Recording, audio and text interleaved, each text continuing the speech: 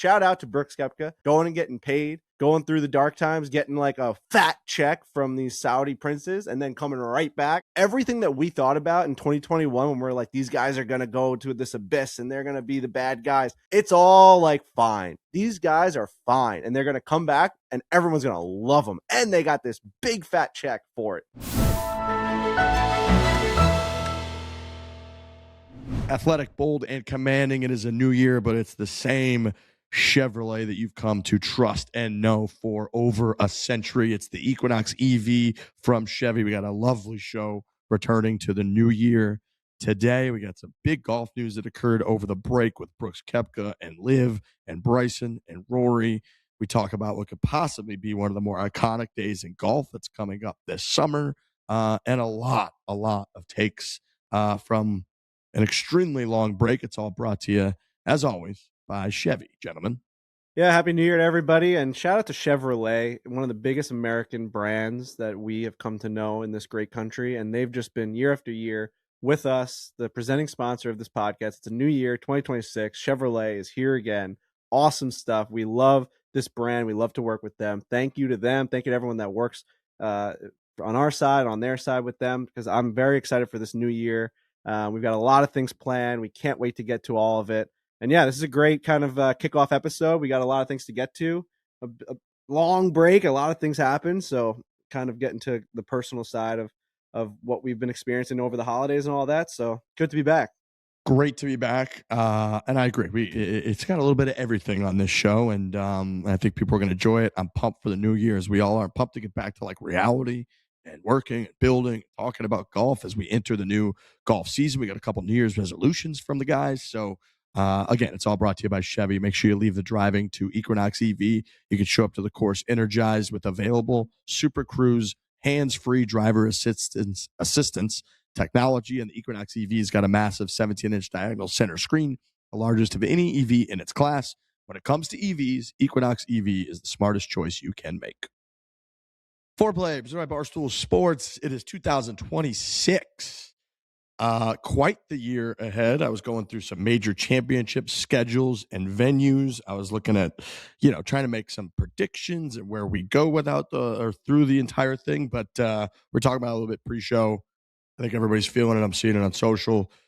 Just the longest break in the history of breaks. I think that we got a little bit over our skis maybe with that break. Like that was just too much. There's no real people anymore. Nobody's done anything real. It feels like in 3 weeks. I know, Trent, you were saying like Brendan Jones, who we talked to almost every day. You went back through your text history. I haven't texted him in like 3 weeks. So I just hand up. I don't know how we let that happen, but that break, we can't do that anymore. That break was a fucking disaster. How long that break was. Yeah. I mean, the way the dates fell, it felt like 3 months. And I know people will probably be like, why are you guys complaining about having that much time off? And Barstool, you do get a lot of time off for the holidays, especially when it falls like that.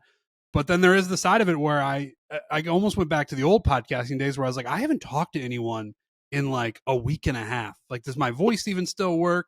And yeah, we're into the new year now. 2026 is a year, like a fake year. As we get further along into this life, into this reality, the years just seem, once we got out of 2009 and 2010, everything from there on, I've really felt like isn't a real year. I remember I watched, this is a while ago now, but I watched iRobot, and like the year that is based in, I feel like isn't too far from where we are right now. And that's when we're getting into some weird years. Yeah, it's a strange, crooked year. There's a roundness at the end of it. There's just something about it that feels weird. When you saw it pop up there on New Year's Eve night, it was like, what? Like that felt like a movie scene, But yeah, we've definitely had a lot of time off. I mean, I at one point just thought maybe I wasn't employed anymore. Like there was a time where I just kept checking my email being like, maybe the other guys just kept moving on without me because I haven't had any contact with anyone. The only person that texted me was like Kyle Timms to get $10 for his son's wrestling thing. Like they're gonna draw names and I got to give a horse name. That's the only contact I got from my employment was Kyle Timms asking me for $10 on Venmo. So that's really all I've seen from you guys. I haven't talked to you guys. Nothing. There's just been a bunch of nothing. I've been under the weather since like December 17th. So maybe that's just having a child. Like during this time of year, you just keep getting sick and you stay sick. It's pretty outrageous what's going on. I haven't stopped blowing my nose in probably 3 weeks. But other than that, I'm very excited to be back. It's a new year. Do you guys have any New Year's resolutions that you kind of said to yourself? So I was thinking about this. I was thinking about resolutions and how I do them every year, and I abandon them by January 20th. I don't end up doing them. They're pointless. They're stupid. I just set myself up for failure, but I'm going to continue to do them because I like doing them. And I like having something to work towards, even if I abandon it pretty soon after I decide that I'm going to do it. So yeah, I've got a couple, but mine are simple. As the years go on, you would look at my list and you would think, well, this guy's just trying to not die. And that's what my resolutions end up. It's a good list, by the way. It's a good list. Just not die. That's my number one this year is wear my CPAP machine. And I know we've talked about that a lot, or I have talked about it a lot, because I have sleep apnea and I refuse to wear my Darth Vader mask to bed because I can't sleep. I go from bad sleep without my CPAP to no sleep with my CPAP. So I don't know if that's necessarily a solution, but I got to try that. I've been trying it. I'm exhausted. I'm sleeping 3 hours a night because I can't sleep with this thing on, but people are just keep trying it. So that's my number one. And then my other one is just generally get less fat and eat less sugar and eat well, and don't order every single meal that you eat, because I've been doing that I'm on a Joe DiMaggio run of ordering food and not making food. And, people would I don't even know how to operate anything in the kitchen. And I've resorted to, now when I go to the store, I don't buy the ingredients to make something. I buy something that they've already made for me, which is progress in my book. So that's what I've started to do the last few days. I've gone to the market and I've bought ready-made chicken, chili, soup, all this stuff, and I just heat it up and I eat it. It's not cooking, but it's better than spending $50 a food order. I think that all of your New Year's resolutions are subcategories under just don't die, which has been, I think that's pretty much it. So I think you've been spot on the whole time. Coming off the break is it's a pathetic couple weeks of existing, and it's unavoidable. Unless you're a psychopath, I think it's unavoidable. You would have to hate every holiday. You'd have to go into it being a contrarian against what everybody else is doing. If your aunt or something offers you a plate of homemade cookies and you're like, fuck you, I'm staying healthy, then you're a psychopath. Crazy. So it's dude, you're eating cookies, you're drinking. You come back home. I love being home in St. Louis. It's so nice. It's so wholesome. It's the Midwest.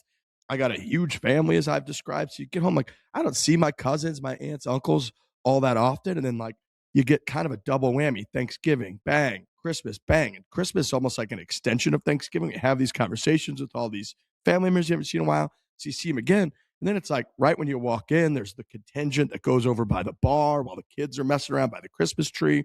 And then it's I'm not going to have a beer with my cousins. Of course I'm going to have a beer with my cousins. And then my Aunt Jill finishes up hosting our Christmas, and then she comes over to have a glass of wine. I'm not going to have a glass of wine with my Aunt Jill. Of course I'm going to have a glass of wine. So then next thing you know, you're just eating cookies, you're drinking wine, and you're doing that for 2-3 weeks straight. And I honestly think it's unavoidable. I think you'd have to be a crazy person to avoid that. You reminded me of another one of my resolutions. It's no sugar alone. I can't eat sugar when I'm alone. Like you're saying, when you're with family and you're with your friends, you're out to dinner and you want to get a piece sponsor. I can't eat sugar alone. So again, if I'm out to dinner, or if I'm with my, like you're saying, I ate so many cookies over break, but I was with my family. We were having a good time. We were enjoying each other's company. You can eat that. It's when I eat most of my meals alone. So there's no reason for me to, once I eat a meal, to then eat a bunch of candy or eat a piece of cake or eat whatever. That makes no sense. Why am I doing that? It's just because I like it. And I'm like, oh my God, I love sugar. But if I'm out to dinner, I'm not going to starve myself of eating dessert when everybody else is eating dessert. It's just like when I'm by myself and I'm eating a meal, there's no point to me getting a dessert. So I'm saying no sugar alone. I can't eat sugar when I'm alone. I'll be your sponsor. You can call me up. Be like, I'm fucking looking at this thing. Thank you. I will, because I'll window shop for sure. It's looking back at me. We're getting along well. How about you, Frankie? Well, I just did one of them. Well, one of them is going to be impossible because it's just who I am. I want to start cursing less because I feel like everything that I do has a pretty graphic word in there. I mean, the other night, Matthew Schaefer scored a game-winning goal against the Toronto Maple Leafs, and I put up a video where I was going nuts, screaming, and I told the world to S my C. And I threw that out there, and it's just like, like at some point, like I've got my kid upstairs, like sleeping, like it's just like you gotta at some point tone it down. And people have told me that, like, it's just my nature. I don't know where it came from because like my family doesn't talk like that. Nobody really talks like that. So I'm trying to figure out how to be better at that. So I want the listeners to know that I'm going to consciously try and do it. I say this every year. I say it every time I bring it up. I bring it up once a year that I'm going to stop. I don't want every golf video where like every single time something happens, there's a curse word in there because I don't know. It's just, to me, like it's been sticking out to me like a razor blade. Just because I've been so conscious about it. So it's a good one. Yeah, that one. And then the other one is to absolutely never once text and drive. I found myself that I do it a little bit too often when I'm by myself. And I even noticed that if someone will text me and I even have like Hannah and Frankie in the car, I'll still look at it. And I'm like, I'm done doing that because like if we're going 11 minutes somewhere, I just don't need to look at my phone. Like we're in the position where like if we're not doing a golf video or a podcast, I shouldn't have to worry about anything else.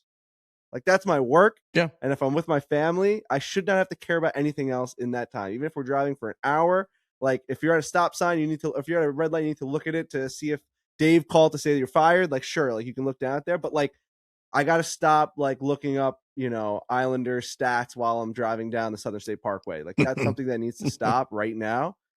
So that one I'm pretty self-conscious about as well, where I like keep thinking about that. So those are two really big, resolutions for myself. I would say I don't really have anything golf related. I always say I'm gonna like break par for the first time in my life. I went from like a 4 handicap to a 7.5 last year, so the game is trending in the wrong direction. I haven't hit a golf ball in over a month, and even in that month we went to California for the Adidas meetings and we played a little bit of golf, and then and so before that it was like the TaylorMade stuff that we had done that's coming out this week and next week. I would say that I've hit like less than 50 golf balls in like 2 months. It's crazy. So I have no idea how it's going to happen. It's not a joke. Like, that's our job. It's our career. Totally. I've hit less than 50 golf balls in 2 months. So we'll see what's going on. I remember those days, like back when I lived up there with you guys. And I remember going out, you get like a random day in February or something where it'd be like 53 degrees and Glen Oaks or something would be open. And we'd go out there with like my buddy Eric. And I remember that first swing on the first tee of just complete guesswork on what, and you're not even like, your eyes aren't even looking in the right window of where to follow the golf ball that first time because it's such a foreign concept to you.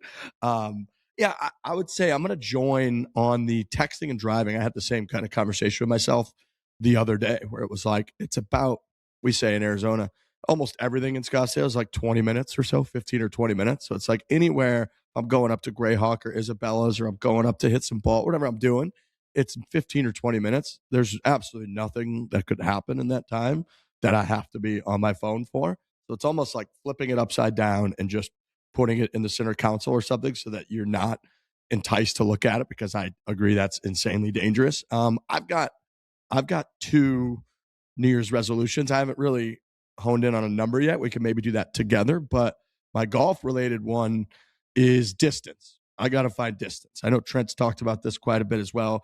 My game's probably as good as it's ever been. I think my handicap's about as low as it's ever been.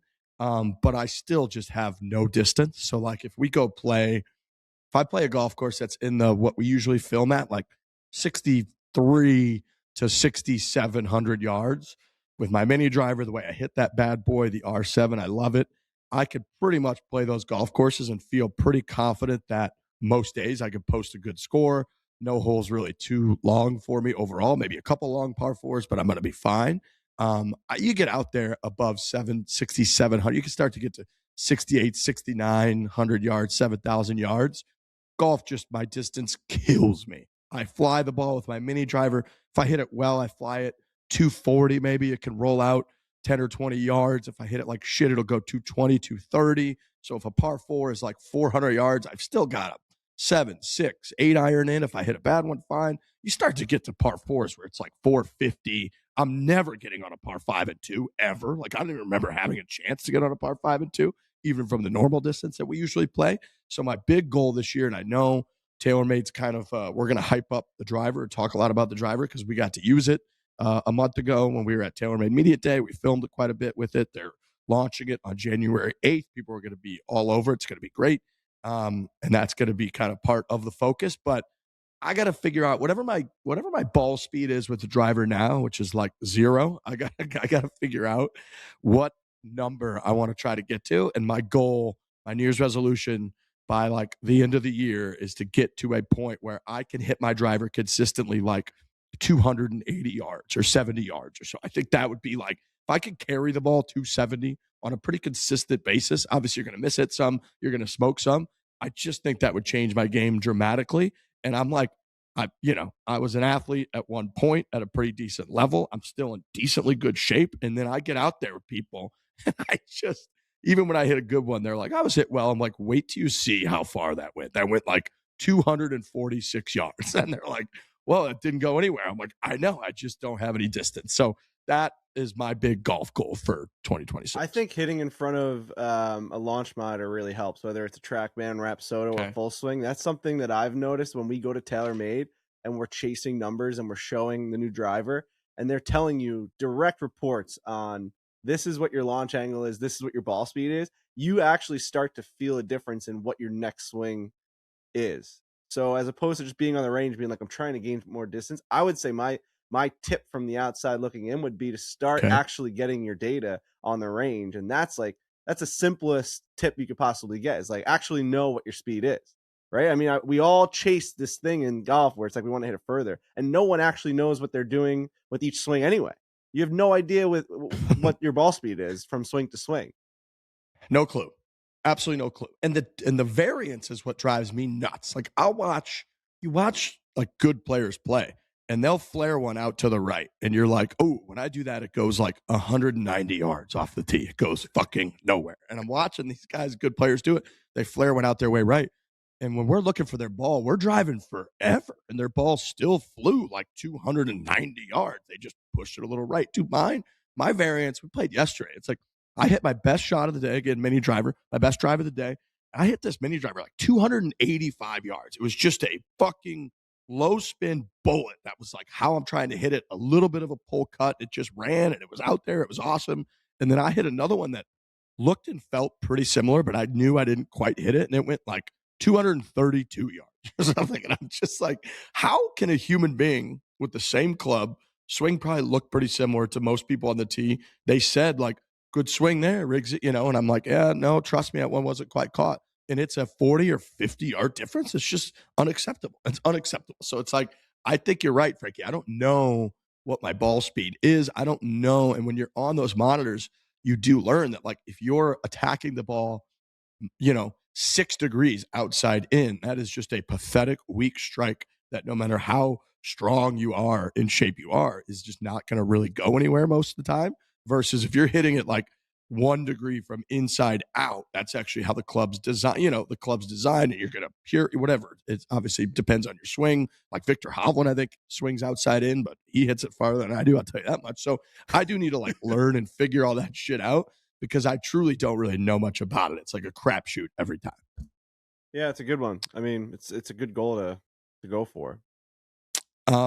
And then my non-golf related one, but kind of work related, is I want to actively post and experiment with posting on TikTok and on like Reels, essentially. Like TikTok, we talked about it for a couple of years. We have these business meetings, and like I've never really posted on TikTok ever.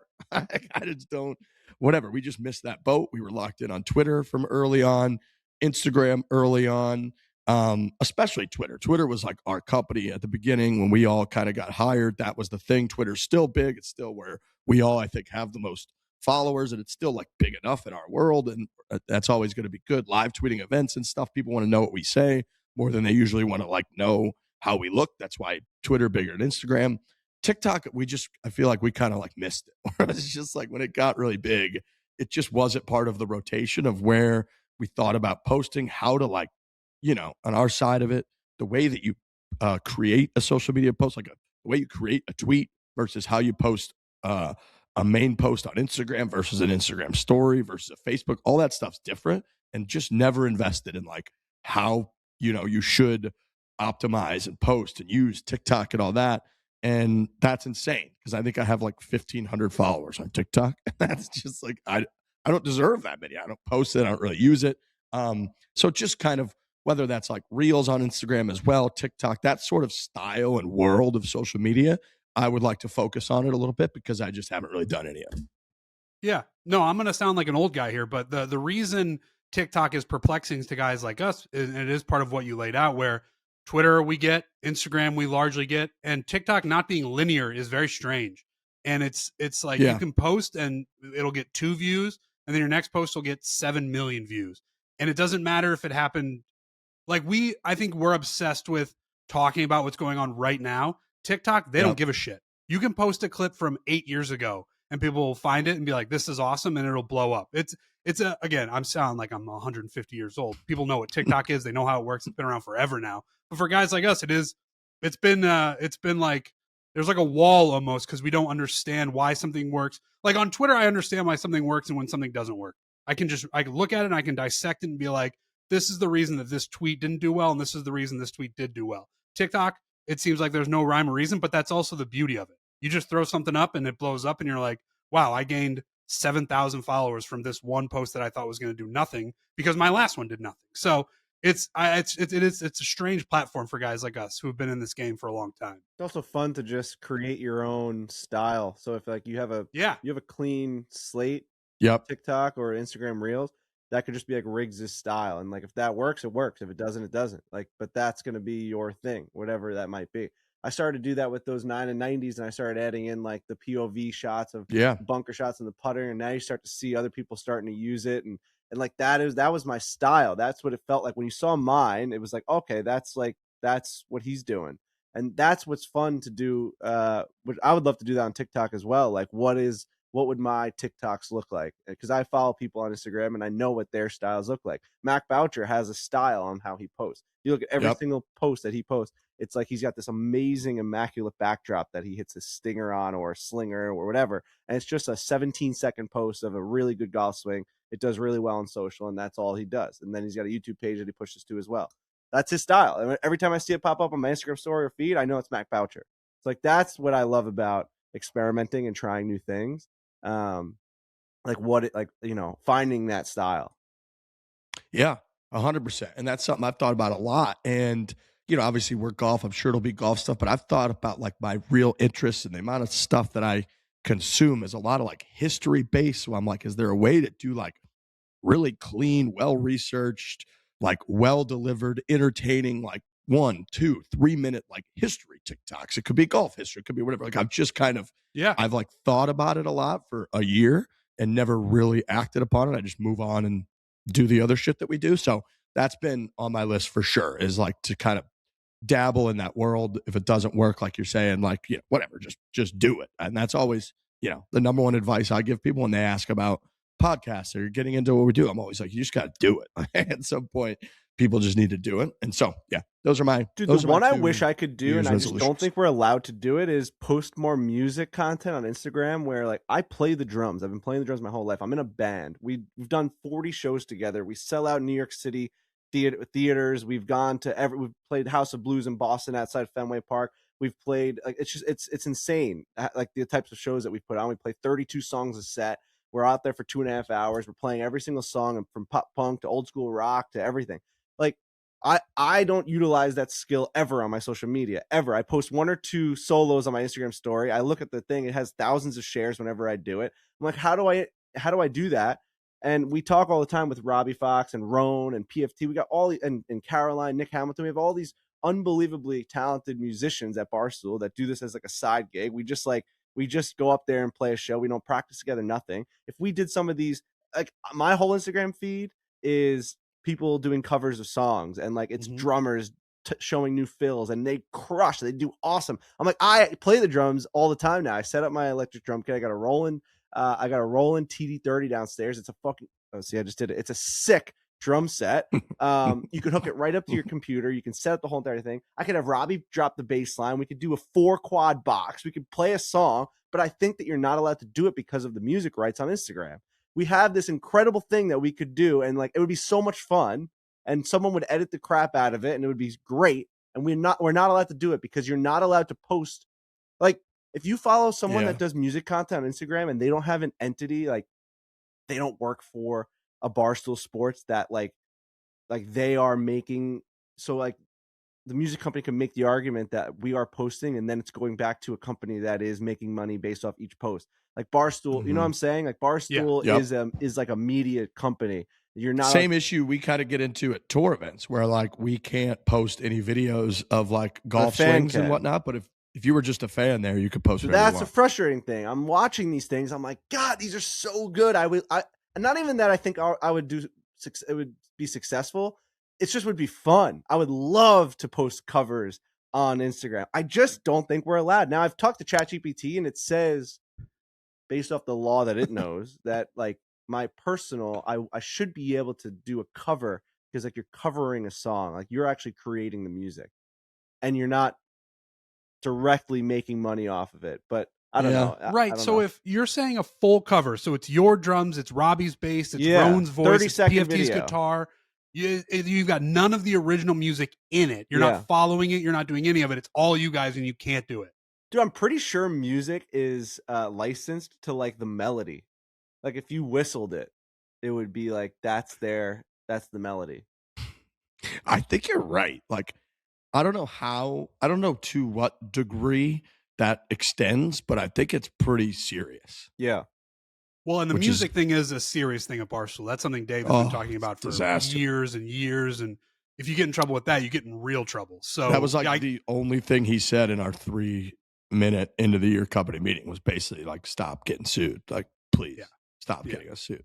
No, you guys, I mean, you guys, we all have general interests outside of just this, and we have pretty big platforms. And I mean, the history one's a good one. The drum one is a good one too. It's just, I don't know what the limitations are. Well, I was going to say, Frankie, is like I think that when you're really into something, that is the shit that translates. So like even you just saying that about like, you're like, I don't know if people are going to be able to something that would be fun for me.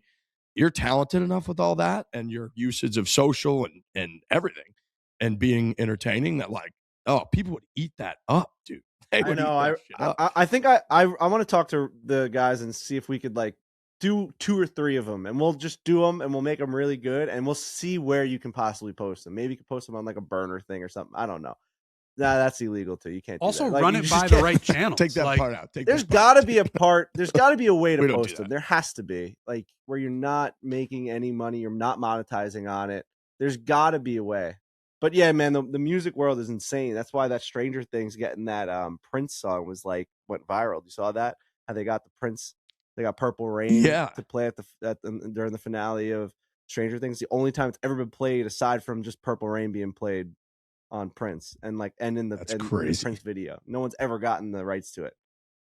I'm so outside of the Stranger Things world. Like I see everything's going on with it right now. And I know the finale was last week.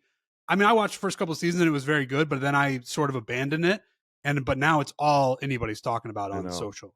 Yeah. It was a big finale. It was New Year's Eve. It was the whole deal. Like it just felt like a big thing. And for people that didn't go out, like we were kind of under the weather, so we didn't go out. We had a couple family members come over to the house and we watched Stranger Things at like 8:00 on New Year's Eve. It was nice. That's like what we did. We didn't do any. There was no blowing of those little noise makers or balloons or anything. We had the kids together. We took a couple cute pictures and then we just watched Stranger Things. But yeah, I mean, I do have a list of things I wanted to get to, but I want to get to it towards like the middle of the end. Things that I've just experienced over the last couple of weeks. I'm sure you guys have had the same. Like, what have you been watching? What things did you guys do over the break? But I don't know if you want to get into some golf talk here because we're already 25 minutes in. I like that. Let's comb through some of the golf news, and then let's do the whatever like you used to call it on the rundown, the old after show. Yeah, we'll kind of comb through some of that because I got some as well. A couple administrative things on Thursday of this week. We will be putting out our first YouTube video of the year. We loved filming this video. It's 3 young guns We've got Luke Clanton, Carl Phillips, and Michael Thorne Bjornsson, who was a late fill-in on TGL match with the Boston team the other day. So he was kind of all over people's TVs and social if you were kind of in that world consuming some of the TGL highlights. We did a 2v2v2 alternate shot where each one of us, myself, Frankie, Trent, teamed up with each one of those. And we played a 9-hole 2v2v2 match. And it was a banger. It was incredibly fun. These guys, you know, we talk a lot, like, and we're going to get into some LIV news and Brooks Koepka and all of that. We talked a lot about like LIV versus the tour and where's it going to go. And we've been right, we've been wrong. We've probably been wrong a lot of the time.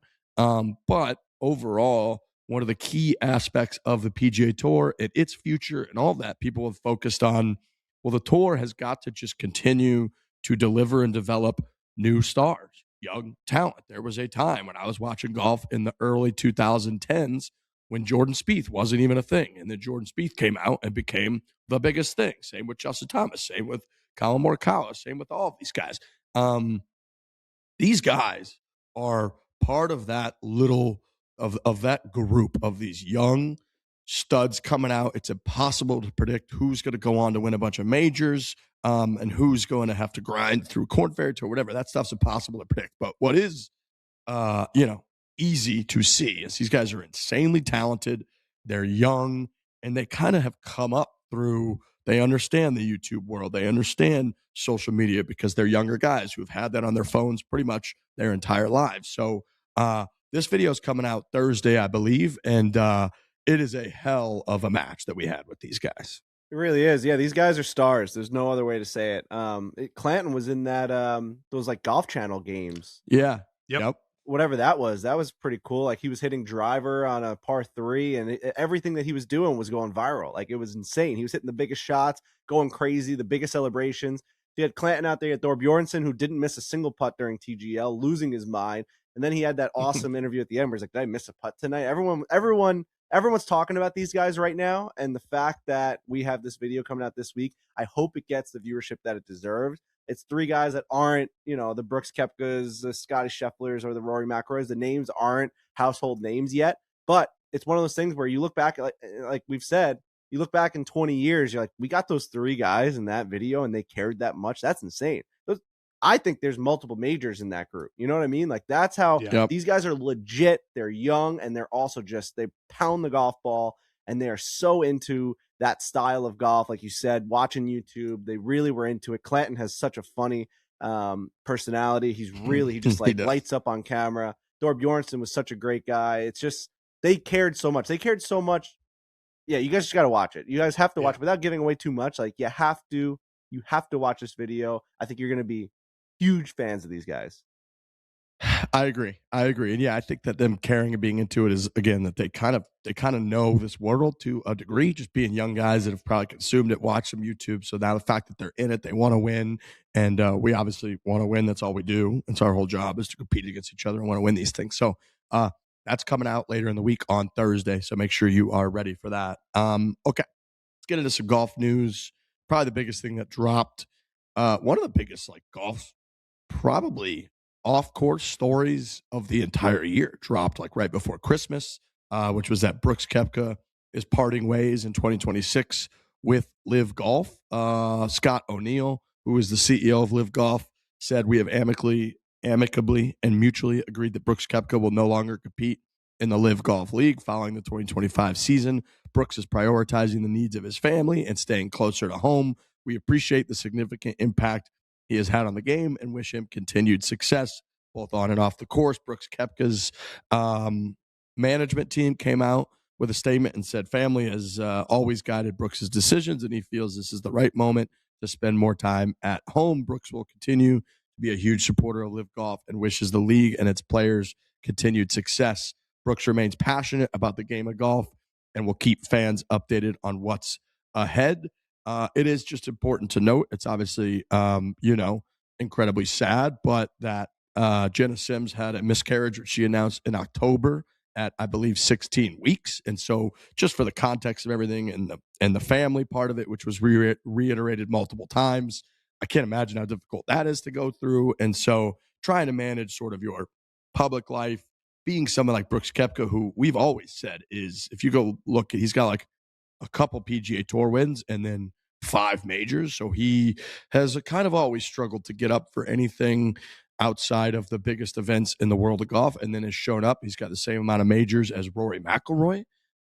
He's got one less major than Phil Mickelson. And so he's always kind of been not this cookie cutter version of a top level golfer in professional golf. He's always been a little bit different. He's done things differently. He kind of went from really never talking to once he won a couple majors, and he really started to open up. He was on our show. He's obviously tight with the Pardon My Take guys, and he had no hesitation on really saying bold things in interviews, which, you know, gets taken one way or not taken. But overall, the fact that he would do that, I thought was great, down to saying before the PGA Championship at Bethpage Black that there's like 4 people that could maybe compete with him because of all these reasons. They're not mentally tough enough. The course is too tough.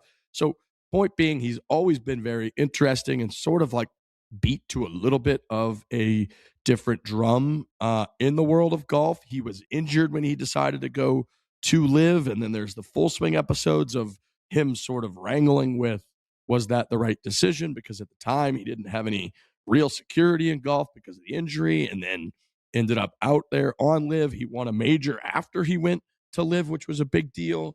And here we are now where, you know, he will not be playing on LIV ever again.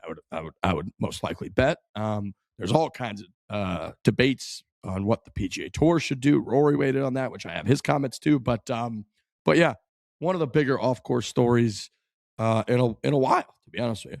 Big story. Do I have it right that he had 1 year left on his LIV deal? I believe that's right. Yeah. So that part was interesting to me. The whole thing is very interesting. And we're getting to an interesting point with the LIV contracts where when they were first signed by all these guys and they got a ton of money and it was like, holy shit, these guys are all leaving. That's unbelievable. I don't know if we all ever played out in our minds what it was going to look like when these contracts came to an end, or when guys kind of wanted out of these contracts, which it sounds like Brooks and they parted ways amicably, and that's all well and good. But like, what does it look like when Bryson's deal up? Like that's what's different about LIV as opposed to the PGA Tour, where LIV is signing these guys to contracts to play on their tour, where the PGA Tour, you earn your way on and you have your card each year, and that's how you stay on the tour. That's a very different position to be in. And like, so when Bryson's contract is up, say, is he going to re-sign LIV for the same amount of money? Are they going to pay him less? Like, I'm very interested to what all that looks like. And Brooks is the first case of what does a post-LIV world look like for each individual player. Now, his is even more interesting because he did have a year left on his deal, it sounds like, and he was still like, I'm out. And then, of course, the conversation starts of, is there a route back to the PGA Tour? I'm sure we'll talk about that, and Rory did have a bunch of comments on it. But I just don't think a lot of people, and maybe us included, ever played out the string of what does LIV look like when the contracts are up? I mean, I think I've personally been hard on Brooks by being the too cool for school guy. It felt like he always didn't really love the game of golf, and he was just out there because he was really good at it. And he kind of let you know it too. He's like, these golf nerds, or, I don't do any of that. I don't like to play in the PGA Tour event. I'm not going to 3M. For sure. I'm a big ballpark golfer. It's like, we get it. You didn't like make your baseball team, so now you're out here with the golf nerds and you're beating them too. You're the best athlete of all time. Like, that was kind of my take on him, where every time he would give an interview, it was like, all right, do you even love this sport? It's outrageous. Like, he wants to make golf shorter. That went viral on our show and on Pardon My Take. He picks out his certain tournaments because he knows half of them can't compete with him. He's just that kind of guy. He's got that swagger to him. You can either take that as a positive or a negative as a fan. You either like it or you're drawn away from it. But in classic Brooksy fashion, like, he's gonna just be the cool guy that like left the thing that everyone hates, and he's gonna come back to PGA Tour. I guarantee they're gonna welcome him with open arms, whether it be after a year of like a non-compete thing because he already has his 1 year left with LIV and he's just not gonna be playing there. They're gonna figure out a way to get Brooks Koepka on, and kudos to him. Shout out to Brooks Koepka, going and getting paid, going through all that stuff in his life, going through the dark times, getting like a fat check from these Saudi princes, and then coming right back, and everyone is going to be the biggest Brooks Koepka fan you've ever seen. They're just everything that we thought about in 2021 when we're like, these guys are going to go to this abyss and they're going to be the bad guys. it's all like fine. You know, Bryson DeChambeau's got the most freaking subscribers in YouTube golf history. Like, these guys are fine, and they're going to come back, and everyone's going to love them. And they got this big fat check for it. So there was this weird time where they just weren't around, like, the players, and now they're just going to be back next year, and like everything's, or not all of them, but at some point they're going to start coming back. And Brooks is the first domino to fall. Yeah, there's going to be a lot of clips of like Brooks dapping guys up on the range at his first PGA Tour event. And, you know, you've already seen some of it with TGL and all of that. And yeah, I think that it's a spot that now that Rolap is there and Monahan like is an inevitable situation that there's not even, you know, the path exactly how they decide to do it.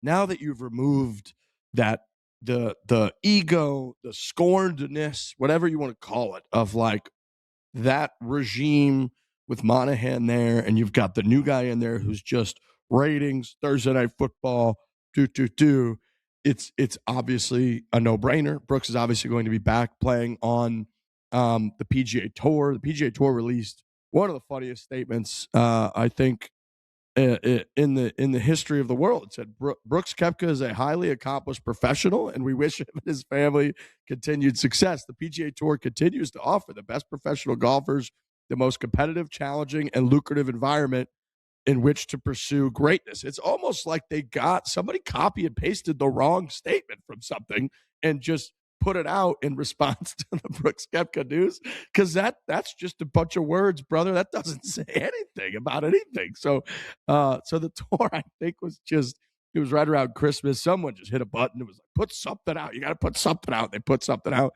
Doesn't say anything at all, which made me laugh a lot. But yeah, I think he's obviously just going to be back on the PGA Tour.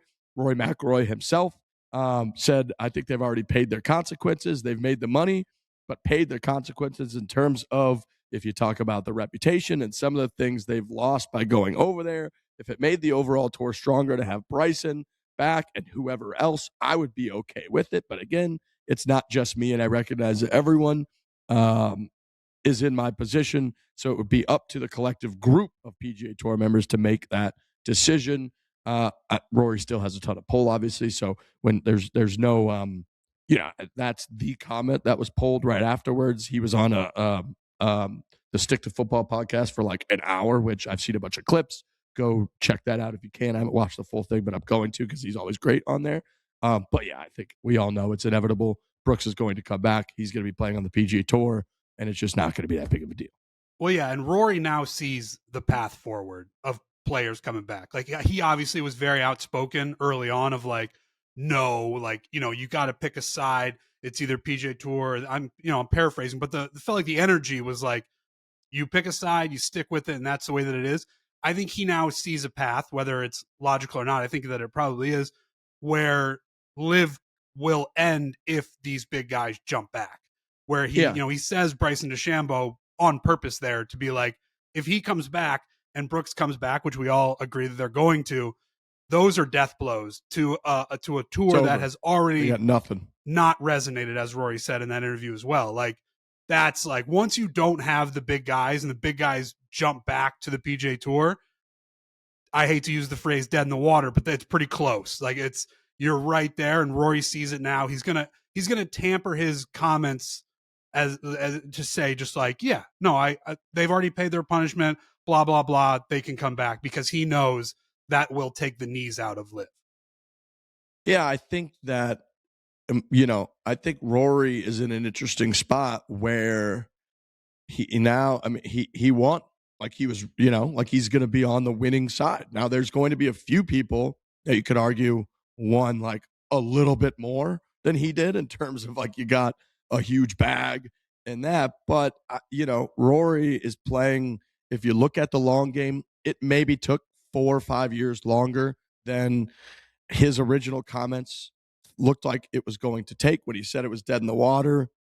He was right. It just wasn't dead in the water at that exact moment, right? And it actually took LIV like trying to do it, trying to tweak things. He alluded to the fact that they went from 54 holes to 72 holes most recently to try to get official world golf ranking points, which now if their whole thing was that they're disruptive and different, they're just getting closer and closer to the same thing that the PGA Tour is and every other golf tour is, except they don't have the prestige, they don't have the schedule, they don't have the players. They're starting to lose the players. And so it really is like, outside of, if you looked at it on like a macro level, it's just going to be that Rory was on the winning side, Rory was right, and Rory went through. He completed the career Grand Slam. I think he furthered his brand. He won, in a way, Ryder Cup. He's like a billionaire with a bunch of the investments he has made and the way that he's carried himself and all that.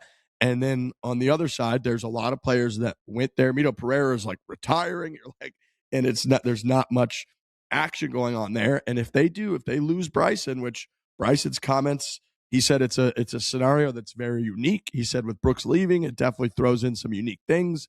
I've said all along, I want to do this. I want to grow team golf across the globe, but it has to be right. There's a lot of things that have to be done in order for it to be right. Things have got to change. Things have got to improve. I think Scott O'Neill has done a fabulous job for the year that he's had. I think this year is going to be even better. But he said, I don't run this thing at all. I don't really have much to say, to be honest with you. He said it is what it is. So like Brooks with a non-definitive, or Bryson with non-definitive kind of comments about the whole thing. If they lose Bryson, that's like what they've got. And if they lose that, him plus Brooks, yeah, it really is it's sort of nothing at that point. Those Bryson comments remind me of a college coach who is ready to leave, who's like, yeah. No, I don't run this thing. It's, I don't know. It's a unique situation. Whenever you start hearing the word unique, you're in trouble as the home of the guy talking about it. So yeah, if they lose Bryson, then they're in real trouble. Big time. You can't lose them. Yeah. I mean, that's your selling point, is that the players want to leave the PGA Tour and come here because we have a better product. Look, we've got Brooks, we've got Bryson, we've got all these guys, international superstars. We've got guys coming out of college, coming to live. This is the future. And if they just dip their toe in the water, get $300 million and then go right back, it's dead. Dead. Has Rom said anything? I don't know if I've seen any comments from him yet. I haven't heard a word. I think Rom he went just full off the grid, zero dark 30 for like 3 months. Remember that was it a DP World Tour event maybe that he played? And then afterwards he was like, you won't see me until the next LIV event. I'm not playing any golf. I'm not doing anything. And I think he's just chilling. I think he's just spending family time. He lives 10 minutes away from me out here. I haven't seen him. I've heard whispers of anybody seeing him. I think he's just he's doing the thing where we thought our break was long. That guy, he's got like a 3-month break. He's not doing shit. So I imagine, he's weighing a lot of things. It'll be interesting because he is sort of the other big name. I've heard some whispers that people were thinking Phil might start to transition to like a non-playing captain at some point. So we'll see how things unfold with LIV. I think it's a very interesting time these next couple months because with their contracts and everything, people do have to decide, now what they're going to do. And I was looking even in terms of like, if the tour, I don't think the tour is going to do just a clean slate for everyone. They might come up with, there were talks of, they could come up with something where they could just look at the people, look at certain number of like majors won and be like, oh yeah, we have a special caveat for two, if you've won 2 or more majors, it voids your 1-year penalty. And all of a sudden you've got like Bryson, Brooks, John Rahm, like these guys can just kind of come back. So we'll see how all that plays out. Obviously we will talk about it as it unfolds. And I think we'll see more before the first LIV event of the year kind of kicks off. But yeah, well, LIV's not looking great right now. You mentioned that Rory interview, and I did watch it because I'm always interested in the things that he has to say, and it was, it's good. It's pretty standard. Like a lot of the clips that you have seen are the big meat of the interview and like the big takeaways. He did have a couple of Ryder Cup things because they asked him a lot about the Ryder Cup, and there were 2 things that I thought were interesting about, because we're always talking about what's the difference between Team Europe and Team USA. Like, why does it feel like they're a team and we are not? Like, how could there possibly be a difference? And there were 2 things. One of the things that he said, when you get on the Team Europe Ryder Cup, they give you a number, and the number is what number of participant you are in the lineage of the team. So like Rory is number 144. They gave him that number. That's his number forever now. So it's just a way to keep everybody sort of thinking about that is cool where you come from and what this team is all about. Where like, you know, it's, I don't think Team USA does anything like that, but it's one of those things that reminds you of this is a bigger picture than it is just like, feels like with the Americans, every Ryder Cup is a new thing and there's not a lot of continuity, which we talk about. Different captain, everybody is very individual and it just doesn't feel like a team. And Team Europe obviously has a lot of continuity with the captain and the assistant captains, but that was just a small thing that I thought was like a little peek into the strategy of Team Europe, where they're like, we got to remind these guys that this whole thing is bigger than just this current team. Like we come from a long line of Europeans who are competing in this event. And then the other one was, he said, he was like, the past 30 years, Team USA has not had a lot of success in Ryder Cups, which is true if you look back on the history of it. And he was saying that the success that Team Europe has had allows them to bring guys in who can talk about that success and like the past championship or the past winnings of the Ryder Cup. And where he was like, Team USA just kind of roots for the flag. Everybody gets super excited about the American flag. And like, that's what we all rally around. And that's what that event at its core is. But in terms of team success, Team USA doesn't have a ton. And so you can't bring in guys who are like, this is what it's like when you win a Ryder Cup for Team USA. I mean, there's a few, sure. But he said Team Europe brings in everybody. And they don't even all give speeches. They just insert them into a room with where the players are. And they go around and they talk to everybody. And everybody talks about what this means to Europe and what it can mean if you win and the lineage of it. So I just thought those were interesting because it kind of gives us a peek into what we are always asking about, where it's like, why doesn't Team USA feel like a team and why does Team Europe feel like a team?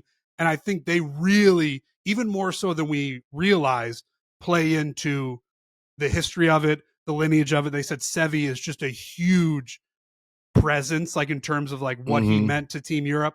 So like, I just thought those comments were interesting and a window into Team Europe and why they maybe have so much success.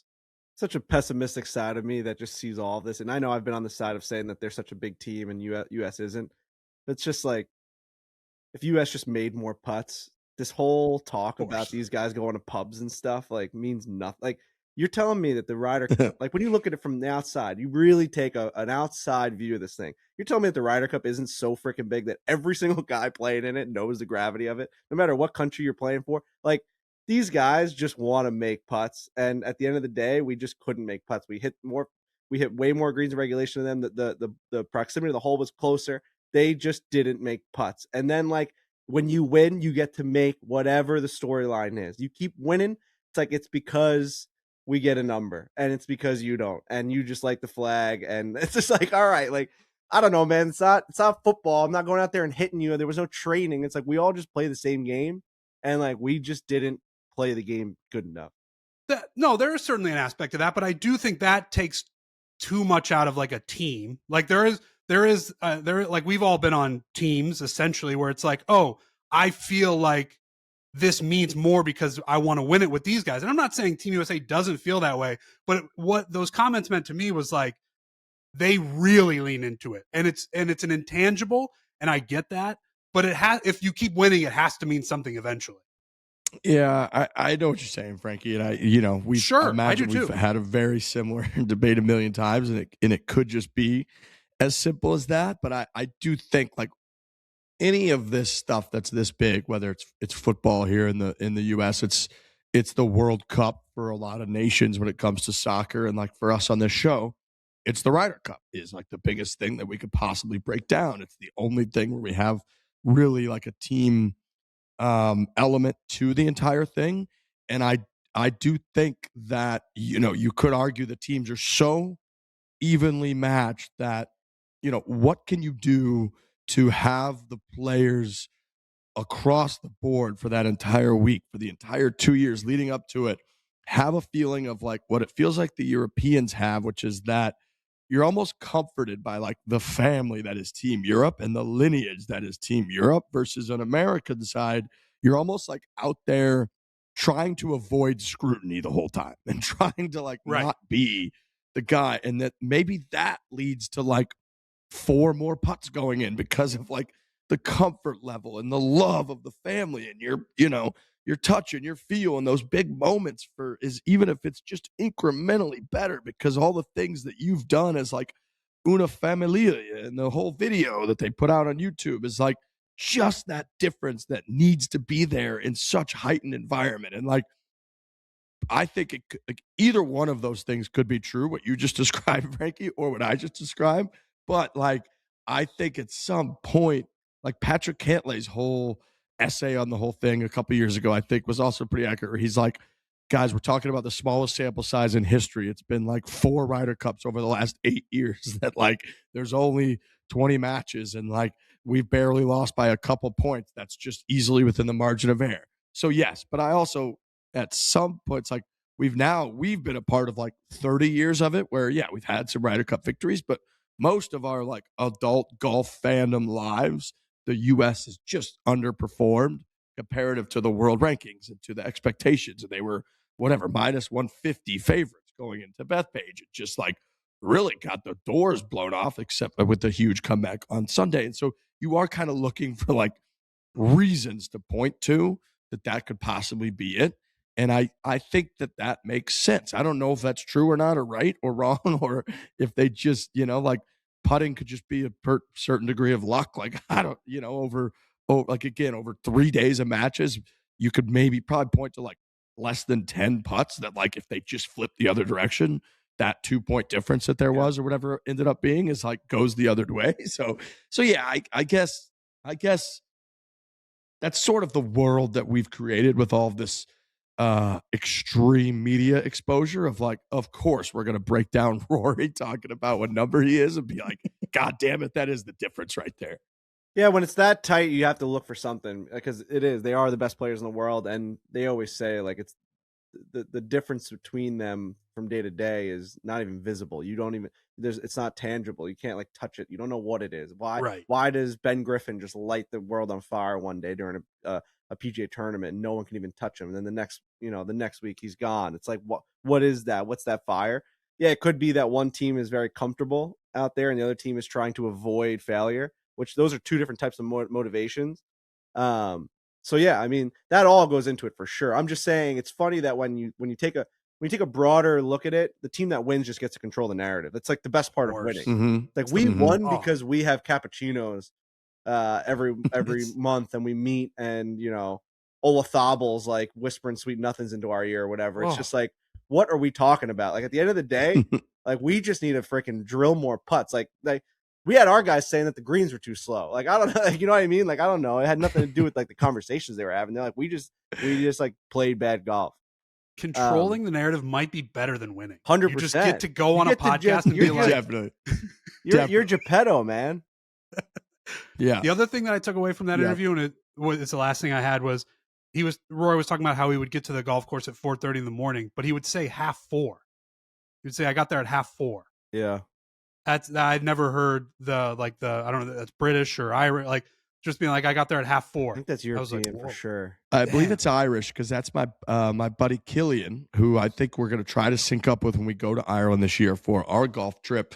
He, on this Bandon trip, he will always say, "What's that? Are we off at 9:30? Are we off at 9:30?" And you're just like, everyone looks at it, like, the fuck did you just say? And by the end of the trip, that's all we're saying every time we 9:30 to me would be like 4:30. You'd be early. You'd be super early. If you were so early in Ireland. Goddamn to everything. T-time. You know what I mean? And he said, Rory said his parents weren't at the Masters this year when he won, obviously, because they were moving house, which I think means moving. He said it a couple of times. Oh, he said they're moving. They couldn't make it. They were moving house. It's like Game of Thrones. A little bit of that, yeah. But it's an interesting interview. I mean, again, the clips that everybody saw were pretty much it. But it's always good to just have Rory for an hour where he's pretty relaxed and just talking. Where was Rory? He was photographed at some non-golf event. Where was he? Where did he go? Where did I see him? He was recently at some like pop culture event. He won like didn't he win like most entertaining sports person of the year at something? Yeah, that was an award picturing show. Like a talk about the Jake Paul fight.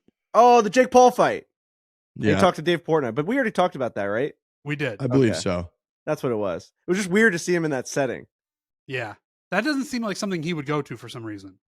Yeah. You know, golfers don't typically get that type of pub, you know? Like Rory to me is an F1 guy. I would see him like with headphones on and dark glasses at an F1 race. That's where I picture Rory. I've seen him there. Yeah? Yeah. We got to get into the F1 mix at least once this year, especially with the Adidas partnership. We got to go to the Mercedes team too. Like that thing's insane. Adidas legitimately sponsors an F1 team. Oh yeah, the Mercedes. I couldn't remember which team it is. It is the Mercedes team. Who's on that team? Do we know? Well, I know Lewis Hamilton used to be, but he's not anymore, right? I kind of missed the Lewis Hamilton boat, which is unfortunate. Because they still got Toto Wolff, right? Is that the guy? I'm in on getting on F1. I gotta brush up on my facts, I think. Oh, I don't know anything about it. I mean, it would be real cool to see. I mean, I think if you get access to that might be the coolest thing to get access to, because you really can't, like, if you're just on one of those turns, it's like cool and they go around or whatever, and you hear them. But if you got access to seeing how the whole operation works, those pit areas or whatever, like if we got that, if I'm wearing a lanyard at an F1 event, that's where, you know, like that's hard to get. I want a lanyard and I want headphones, you know, just walking around like. Dude, we've gone to the NASCAR events and they're so cool when you get on. Yeah, they're cool as shit. Well, Trent's only been to one. He hated it because he went to the Arizona one. It was so loud. Well, but you've never been to one where it's like expansive and you're like on the actual track, right? Yeah, the before was really cool because we talked to Ryan Blaney 45 seconds before he hit the track. Out there. Okay. Like I was talking to him and then he was going 250 miles an hour like a second later. But yeah, at one point I was watching the race where we were and it was really loud, and I just realized no one had talked to each other in an hour because it was a shorter track, and it's always for 3 hours. You don't get a second. And I felt like a little nauseous, but I love the spectacle of it. Like, it was fucking dope watching cars go that fast. Like, don't get me wrong. You're just screaming at each other for 3 hours straight. You got no voice. I stood next to Spider for 3 hours and we didn't have one conversation. Everyone's wearing headphones and we were up in a suite. It was crazy how loud that was. That Scottsdale track is insanely loud. Yeah. The other event with Adidas that I want to go to the World Cup. The World Cup's this year in the United States of America and in North America. And Adidas, like, you know, as World Cup as it gets with Adidas. So I want to go to World Cup too. I've never been. I don't think you're going to get that opportunity without having to fly across the world to go to the World Cup. There's only so many of them. Might never be around for one again. Who knows? So I want to go to the World Cup as well. Frankie, you should watch that. I just thought of this. You should watch that Rory interview because he breaks down the 13th hole. He talks through the whole thing. And I'm not going to repeat it here because I'm not Rory and he's got way better insight because he was there and he lived it. Because I know we talked about that last week or 2 weeks ago, whatever. Time doesn't exist at this time of year, but he talks through the whole thing because they were like, "What the fuck happened?" And he was like, "Here's what happened." I like that. Yeah, it's really good. I've seen that clip. It is really good. He breaks the whole thing down really well, and you feel for the guy. It's very different. Okay. Last thing I've got here, I'm like got a golf list before we do a little after show action is I was kind of thinking about potential biggest stories in the golf world for 2026, and I threw a couple things on here. I threw Tiger Woods playing on the Champions Tour could kind of be on that list. He's 50 years old now. I threw Internet Invitational #2 on there. I think that took over so much that that's a big focus for us. But there's one thing that very much stuck out to me, and that is the date of June 21st, 2026 is it's three different things. It is Father's Day. It is the final round on Sunday of the U.S. Open at Shinnecock Hills. Grand Slam. U.S. Open is the only major championship that Scottie Scheffler has not won, and it is also Scottie Scheffler's 30th birthday. Wow. Damn. So there is a chance that on June 21st, 2026, on Father's Day, no less, on his 30th birthday, Scottie Scheffler completes the career Grand Slam to be only the 7th player in golf history, men's majors, to do that. I'm going to get on DraftKings right now. Like that feels to me like it's written in the stars. Because I know we can all picture people singing happy birthday. I know they would do that for Phil forever, but like that can happen. He's just giving the interview. He's holding his kid. It's father. He's crying. He's 30. It's a crowning achievement. He's now entering his 30s, and what's that going to entail? But he's already got the Grand Slam. I can picture it. I can see it in my mind. It's vivid. It's vivid. Dude, I really am rooting for that. I mean, that's going to be a special US Open for sure. I should probably bring Frankie to that on Father's Day. I should bring my son. When I have no traffic, I'm 39 minutes away from Shinnecock Hills. Like I am right down Sunrise Highway. You just rip it down. Won't be any traffic that day. You'll be fine. Yeah, no traffic that day. They call it the what do they call it? The trade parade is what you got to avoid. It's all like the workers and all the trucks that go in on that one lane, and they all come out. And like if you catch that at 8 a.m. and then also 4:00 p.m., real bad. Like you're sitting there for hours. The trade parade. There's like one road to get out to the Hamptons. One road right? once you. Yeah, I mean Shinnecock's at like the beginning of it, but there's a couple miles. If you go out to Montauk, it's like that one road just keeps going. But yeah, like the Shinnecock's kind of in the beginning of it in Southampton. But man, am I rooting for that? He deserves that. That's another notch on his belt that he really, the way that he's played and what his history is going to tell, or what the history that he's writing for himself. That's a Tiger-esque moment for Scottie Scheffler, where he's doing the impossible. Like we're going into it saying there's no way he could do this. It's all lining up too well. And he does it. That's what Tiger always did. Scottie's starting to do that, where he's the first favorite. He's the first minus money, golfer going into a major, and he's winning it, right? He's the first guy you got to lay odds. And you're like, no way is he going to do that. And he does it. And he wins. Like he's that kind of guy that's just doing things that you can't believe is happening. And I don't know if you're allowed to place a wager on it yet, but I will be placing a responsible hefty wager on him to get the Grand Slam. It would it'd be so fitting, him out there with Bennett and Meredith and the whole deal. I think too, I think Long Island, it's a nice quick bounce back opportunity for like Long Island golf fans after they just, even in that interview I saw, like Rory was kind of railroading the fans again and sort of the stuff that they heard. So out at Shinnecock, one of the oldest, most historic courses and venues we got in this country, for Scottie to do it there would just be so awesome. So circle that date. That is Sunday, June 21st, 2026. Could be in the golf world a date for the ages, gentlemen. I've had the pleasure and the honor of being able to play out there a couple of times, and if I was Scottie Scheffler, I would crush that place. Like you know what I mean? Like when I'm out there hitting drives and stuff, if I was Scottie Scheffler, I would play so well out there. It's great. It's actually playable if you keep it down the middle. The place is. It really is, just like any place, right? But like I think it's more playable than Oakmont. I think this is going to be they get you with the pin locations. Like shout out to Phil Mickelson and your guy losing the golf course, Zach Johnson. Mm-hmm. But like if they avoid losing the golf course in terms of the pin location again and like drying it out, that place is playable. Scottie Scheffler could slice and dice that place. I think a U.S. Open venue, and a classic one at that, is as Scottie Scheffler of a place as it gets. 100%. No mistakes. The world's ball striker, man. He flies it pin high. He can cut it. He can draw it. He can hit it high. He can hit it low. He can do it under pressure. Mm-hmm. He's had, he didn't play well, I believe, at Pinehurst, but last year I think he got inside the top 5 at Oakmont. I think he finished like 2 or 3 shots behind JJ Spawn. And that was a week where, remember, he was a mess on the driving range that week. He was like getting into, all kinds of fits, it looked like, with his team, and he still finished top 5. So he's obviously made to win a US Open. He's going to win one at some point.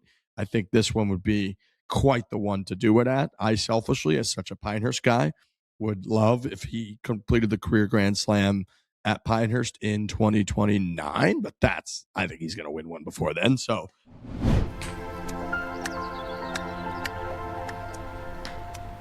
NFL playoffs, let's go. DraftKings Sportsbook, an official sports betting partner of the NFL, makes every moment feel bigger. A running back cuts through the line, a strip sack flips the field, A tight end hauls in the kind of touchdown grab you will talk about for years.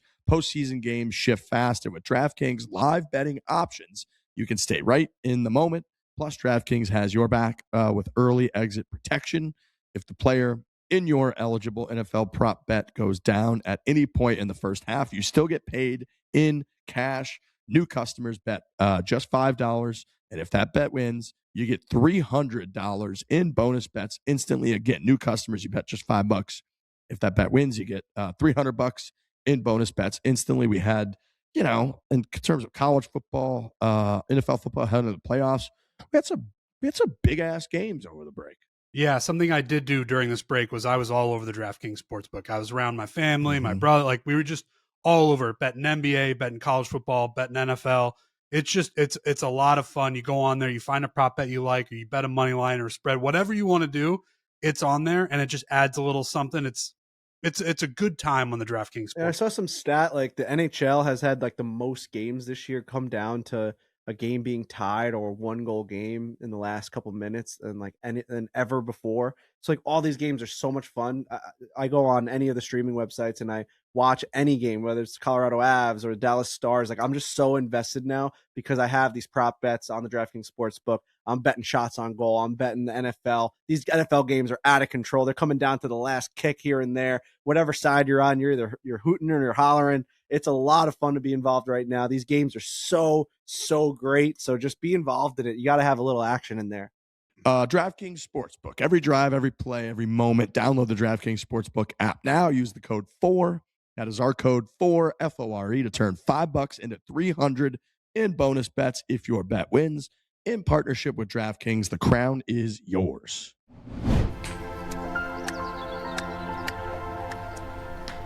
Oh, speaking of real quick, before we get into the after show, someone DM'd me and it made me laugh. It's such a stupid hypothetical, but I think that I'm on the other side of it, which is the reason I'm bringing it up.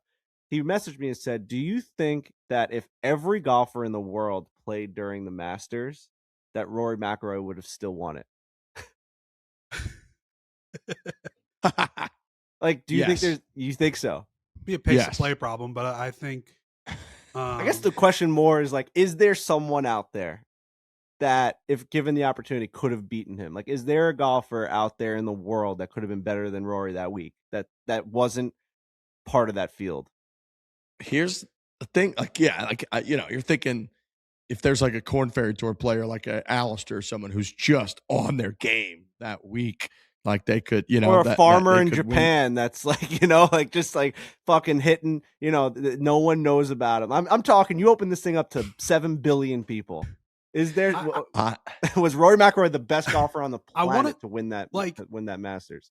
I want to say yes, because that's what it's about, right? Right. Like that, like we tune in to watch those events because in our minds, and usually in reality, we are watching the best golfers in the world play at the most prestigious golf course in the world in the most prestigious tournament, and the winner is the winner. And it was his week, and that's the reason he won. I think that's true. I think there's nobody. I think Rory wins it every time.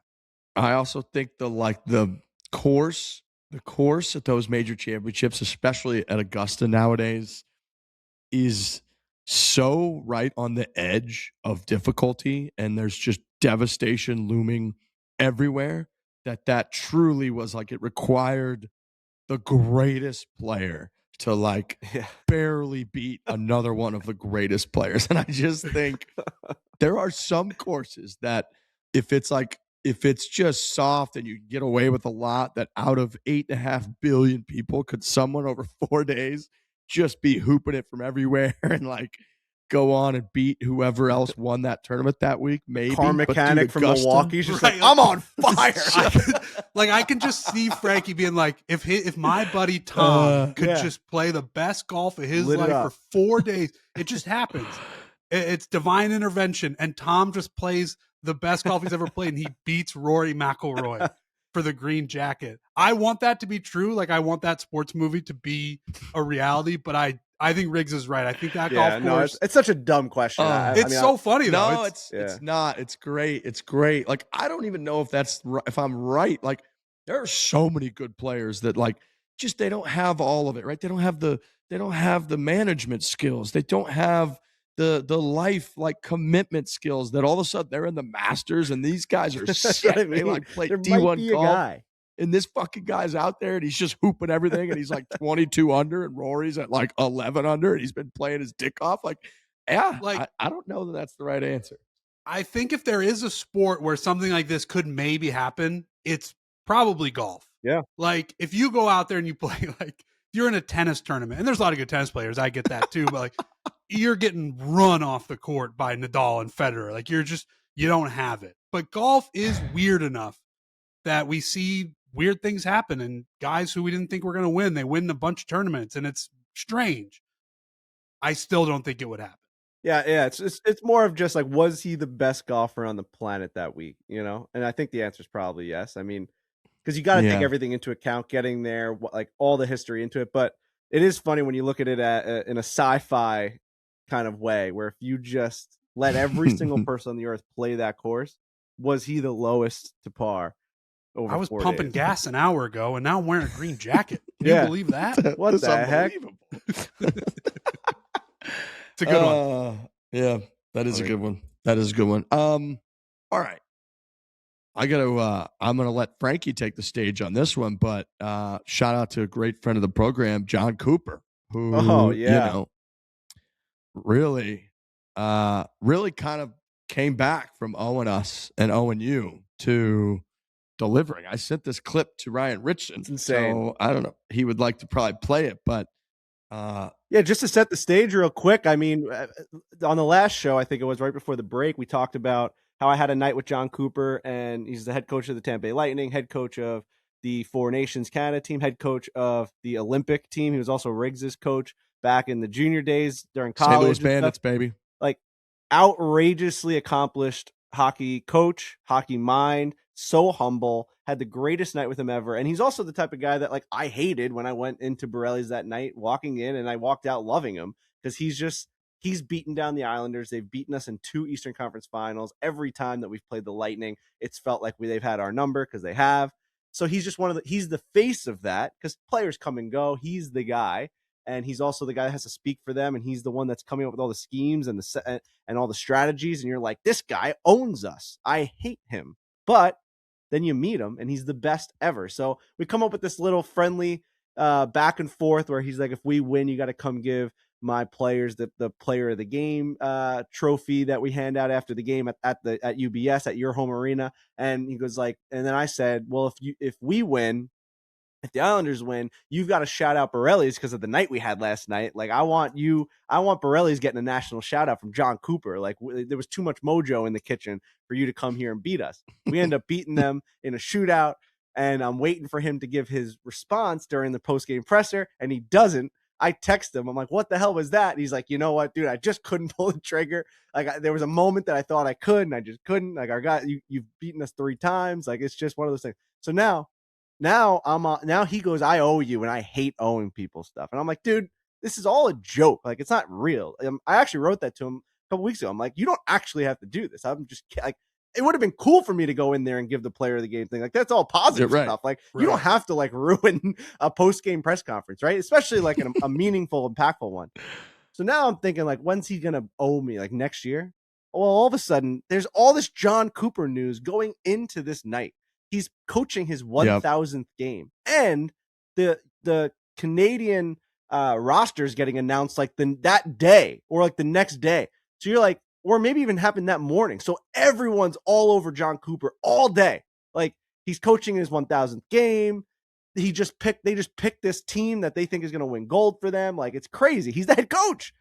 All of a sudden, I get a text message from Julie Stewart-Banks, who used to work at Barstool Sports. I did a hockey show with her called Healthy Scratches. Her and Young Page Views. We used to do it in the middle of the office. It was so embarrassing. Horrible show. She's gone on to do great things. Horrible show. Ruined our career in hockey, not her. She kept going. But me and YP, we just resorted to being a fan. We couldn't do that anymore. We were wearing it was Healthy Scratches. We wore a suit jacket each time. It was so bad. Worst show ever. Anyway,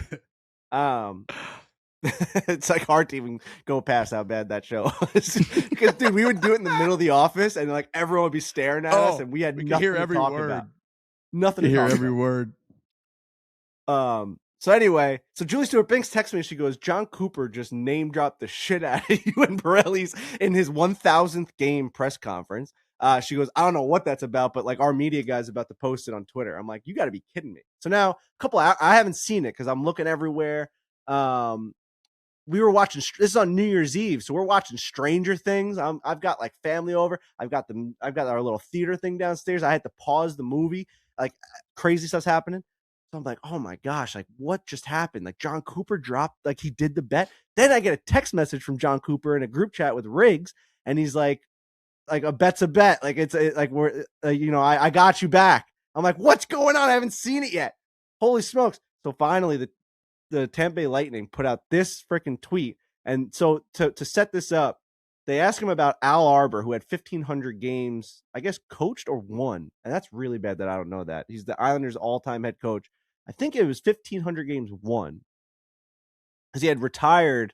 No, that can't be right. That's so many. 1,500 games coached. And God, this is driving me crazy. I don't know if that's won or coach. This is our all-time coach. 1,500 games coach. Coach, I was going to say, because 1,500 wins would be insane. 740 wins. He came 740 back. Wins. Al Arbor, back in like the mid-2000s, came back. He had retired at 1499. The Islanders granted him one more game, and they made it this huge thing. Ted Nolan was our head coach, and he gave an old Al Arbor the bench, and they coached one more game, and they raised the 1,500 banner. It was awesome. But they won that game. That's why I thought maybe it was the win. Anyway, long story short, they ask him, hey, are you going to go after Al Arbor's record? Like, you're a pretty young coach. Like, are you going after the great Al Arbor? And he answers with this.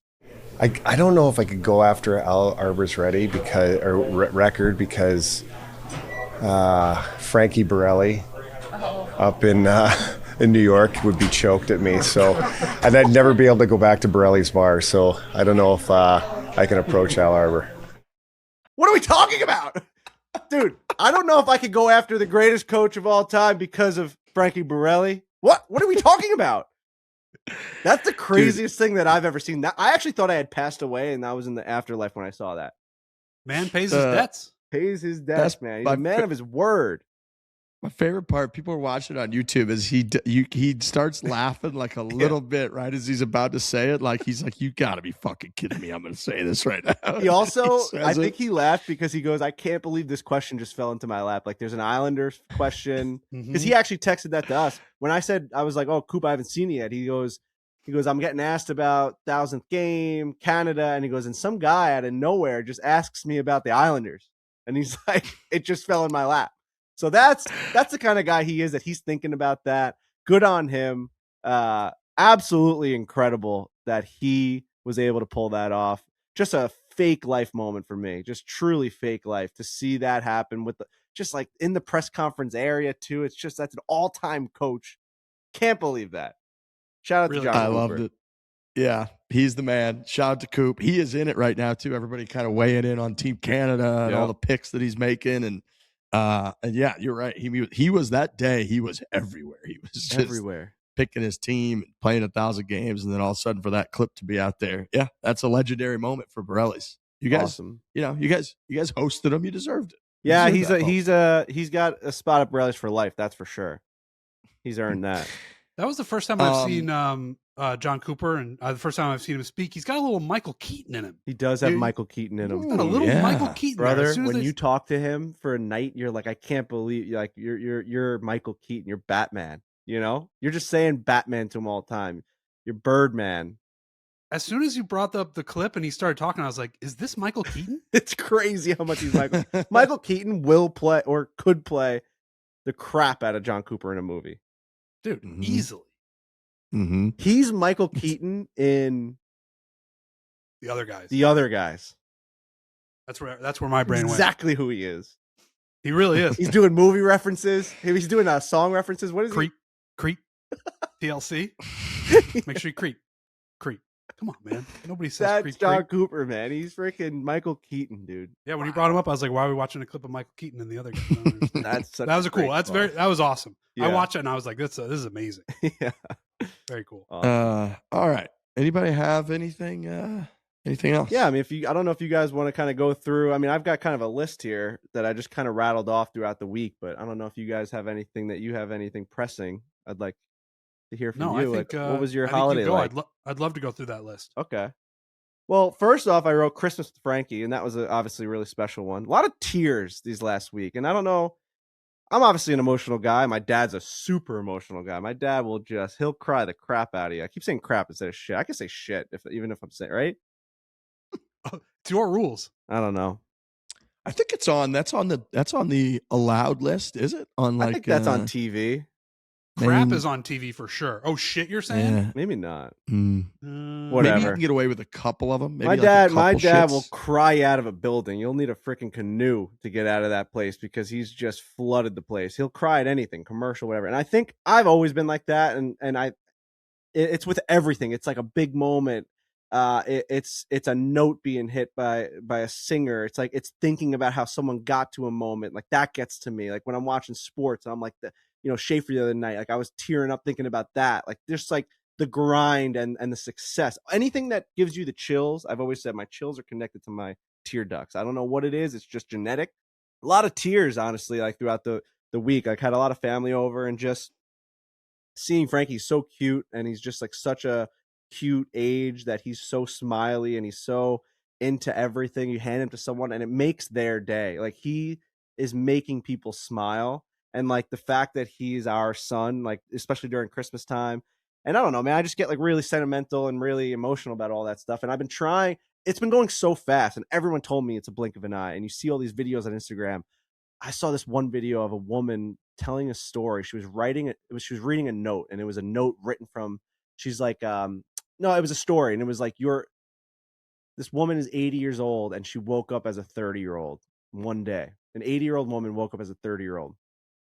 And there's loudness in the house and her house is a mess. She wakes up and the kids are screaming and they got to get to school, and things that used to drive her insane that she wanted to get through with and over with. She like broke down and cried happiness that she had a filled house, and her husband was young and good looking and running through the house and screaming at the kids. And every moment of that day she soaked in, like because now she's living in a quiet home and everyone's kind of moved on and they have their own families. And it's just like, I read that kind of before I watched this video before the holiday season, and I'm like, it hit me like a ton of bricks, guys. Like really did, where I'm in that moment right now. We all are. You don't have to have a family to be in that moment. Like we all are in that moment of, we're going to look back and say, those were the best years of our lives. I can call my dad and just ask him, did you watch the Islander game last night? Like that stuff to me has been like hitting me so hard, where like I'm in it right now.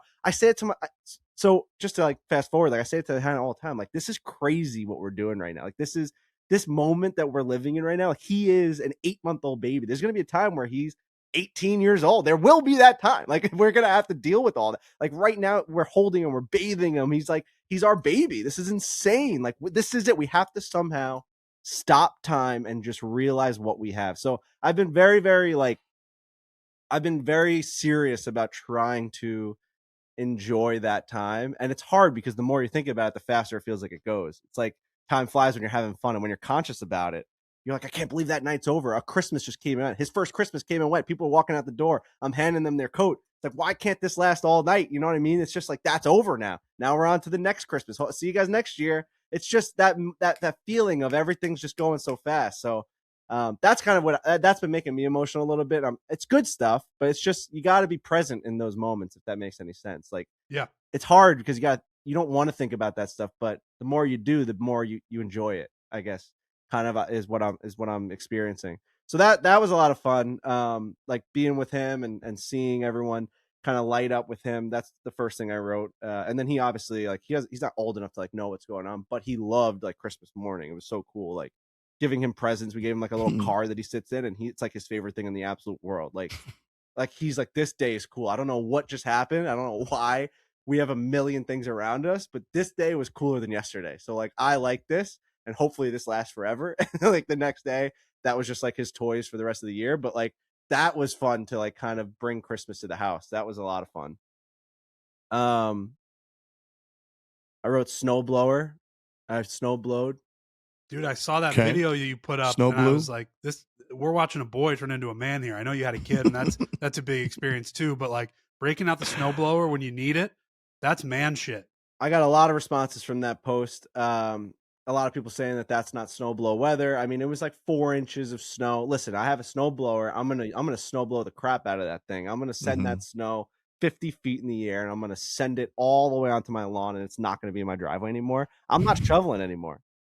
No. So and I can, we've seen some parts of the internet where it's like golf Twitter or grilling Twitter or brisket Twitter or whatever. I can imagine snowblower Twitter is a fucking nightmare. it's a brutal place. It really is. So That's when not enough snow. not enough snow. Like the augers, like not Snowblow gonna be shame getting is utilized. tough. That's tough. All these things, it's too much. But really, the reality of it is that we got a lot of snow right before Christmas, and I had to shovel the whole entire driveway and the walkway, and it's like, it's a lot. Like I'm tired. So, but when we bought the house, the people that we bought the house from left a 6 snowblower in the garage for us for free. It's like a $2,900. It was at the time, I think it was like a $2,500 snowblower. It's an Ariens Deluxe, like 30 or something, 24. Yeah, thing's sick. Like, you got to put gas in it. It's like, it's a real deal thing. It's not one of those electric ones. So I had never used it. 4 years it's been sitting in our shed in the backyard. Finally, Don and I, my father-in-law, were like, let's go get that thing. It's never been turned on. They never turned it on. So I'm like, it's brand new. So we bring it to the garage. We start tinkering with it. One of the pieces is missing. So whoever set it up, like, kind of screwed me, because like the speed thing, the accelerator is gone. Like there's like a rod. So every time you touch it, it just goes as fast as it can. There's no 1, 2, 3, 4, 5, 6 steps. It's like, it's just on 6. It's crazy. So you got to tap it. It was a nightmare. But we put gas in it, oil in it, and we got that thing revving up. I'm like, this is man shit. I'm pulling that thing, man. I never get to pull an engine cord. I never get to rev an engine like that. When's the last time you've revved an engine like that? Boom! No, never. Dude, I'm pulling cords, dude. And it's spitting out, like, it was so brand new. It was like, and Don's like, oh yeah, it's spitting out the paint. Like, he's like, it's burning off. You could smell it's burning off the paint. I wish I could have watched Don watch that snowblower. We were sucking out, like, they had oil that it came with, and we were sucking out oil. I'm like, this thing could run in the Daytona, Don. Like, this thing is freaking going. So I snowblowed my driveway. It went very smooth. Awesome how easy it is. You go up, down, up, down, up, down. Then you give it a little shovel at the end, and you're good. Awesome. Took me 20 minutes to do the whole entire house. Incredible.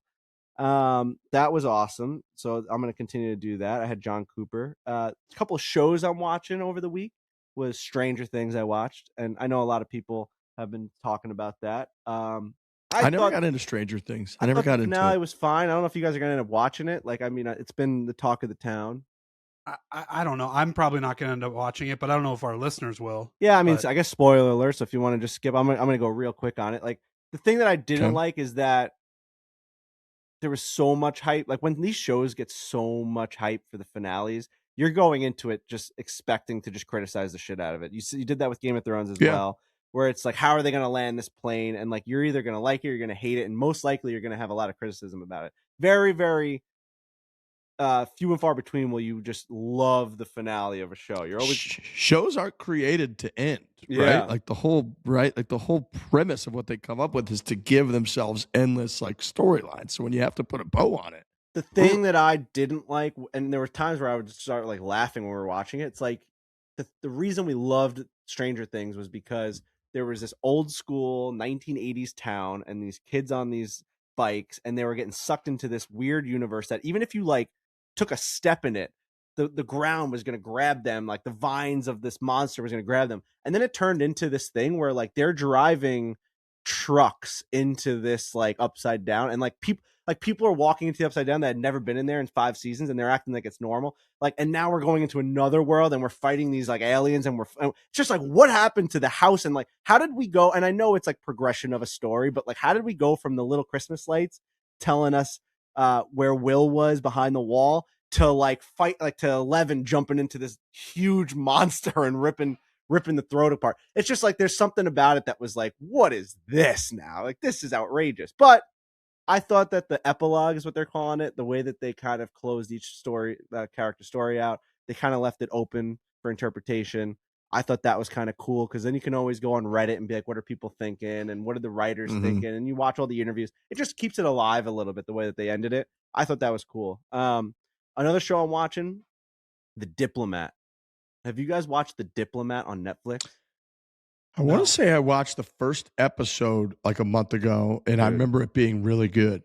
Phenomenal show, must watch. 3 seasons. You'll crank it out in 2 days. You'll watch 10 hours of show in 2 days. Crank it out. Dude, it is so good. It's about a American diplomat that was working overseas, badass woman and husband duo, and then they get sent to London, to the embassy in London, and like it's just all the things that kind of happen around it. Chaos ends up happening in the country, and it's like, what are these two people? What's their new roles? It's awesome. There's like prime ministers involved, the president. I love all that stuff. The way, and there's like kind of how I say I want like my Santa, where you're seeing the behind the scenes. You're seeing the Oval Office. You're seeing the Secret Service. They're whispering people into rooms. We're having conversations about war. It's awesome show. You got to watch it. Okay. I'm telling you, you'll love it. Riggs in particular, you'll really love it. Yeah. I remember what I was watching. I watched some movie that was all around that world, which is obviously like the highest ends of the political world. And then it's because I was watching Homeland, and I was like, I want to watch something else that's in this world. And so I started Diplomat, but I haven't continued with the whole thing. I need to obviously get into that. So I appreciate that. I'm going to put that on my list. Really right fantastic. Things I gotta watch. My last show that I watched over the break, and I don't care what people say about me from watching this. The Taylor Swift documentary on her Eras tour. I put this on my list of things to talk about. Disney Plus is so good.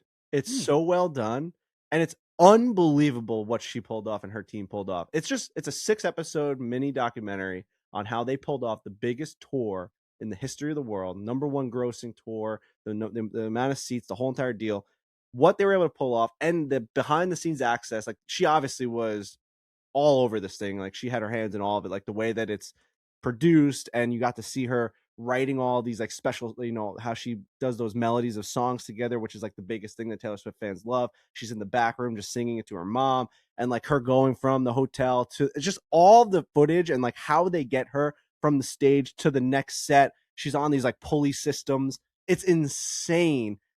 It's just really, really well done. And I like anyone that likes behind the scenes stuff and likes music industry and like the way that things are lit and just the way that the show kind of goes off. You got to watch this. It's phenomenal. I put my friendship bracelets on for this show just because of it. I will say I went to 2 of the shows. The first one I went to was in Pittsburgh, and I was all in on it. We were like on the floor just in front of the stage, and I was all into it. It was amazing. The second one was the whole Amsterdam trip, which I talked about, where we were quite distracted. Like, Travis Kelce was up there, and we were drinking. We were in a foreign land. Lurch was there being real lurchy and loud, so I wasn't fully paying attention to the entire thing the second time.